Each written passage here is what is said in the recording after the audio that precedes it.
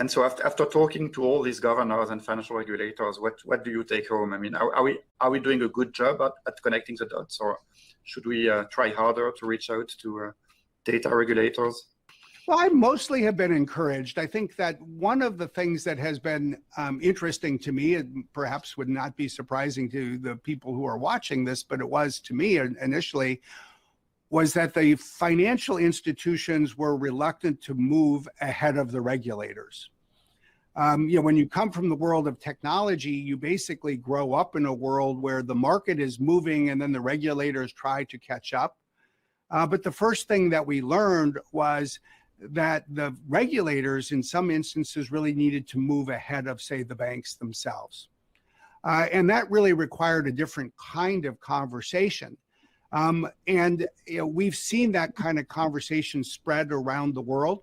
But even now, as we're building data centers in new countries, one of the first conversations I often have is with the major financial institutions, with the head of the central bank, and really explore whether the regulations are in place so that the banks can move to the cloud if we make this enormous capital investment to build data centers.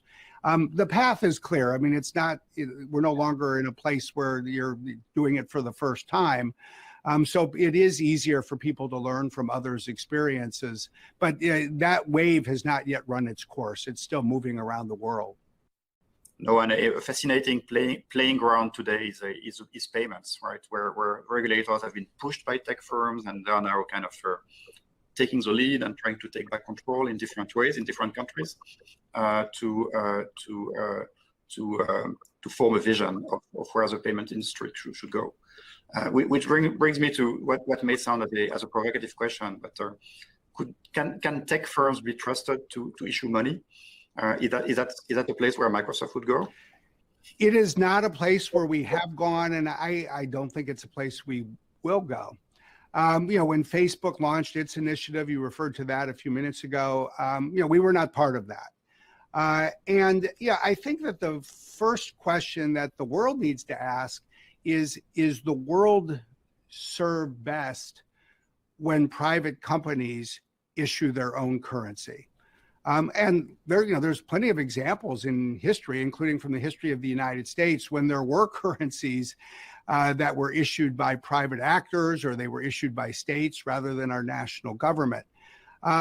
Really just speaking for myself, I believe that the world is best served when currencies are issued, backed by, and regulated by governments. I think, for any good or service in the world, we have the opportunity to ask, is it really best pursued as a public good or as a private good? And I just think, given the fact that when you issue currency, you create a money supply, the money supply, I think, almost uniquely needs to be managed by an entity that is responsible to the public and thinks really only about the public interest, and that it means governments. I think it needs to be managed by an institution that has the right kind of regulatory authority. So I'm not a big fan myself of encouraging or asking or wanting us to participate in the issuing of currency. I think that the world has been better served by what has been a movement over actually centuries to put that in the hands of governments.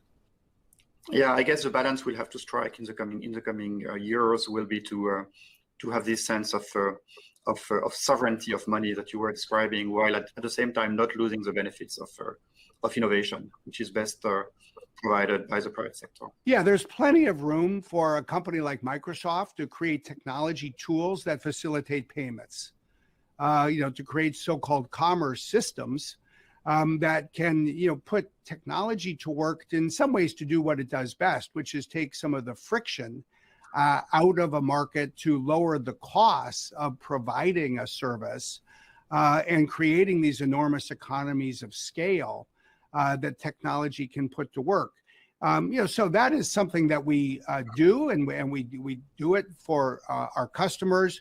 We certainly create technology that we hope that the world's financial institutions will want to procure from us and put to work. And while at the same time, I mean, frankly, just we want to make clear we're not a bank. We don't want to become a bank, and we don't want to compete with our customers who are banks. And we think that the financial markets of the world work best when they're regulated by governments and the currencies themselves are issued by and managed by and regulated by governments.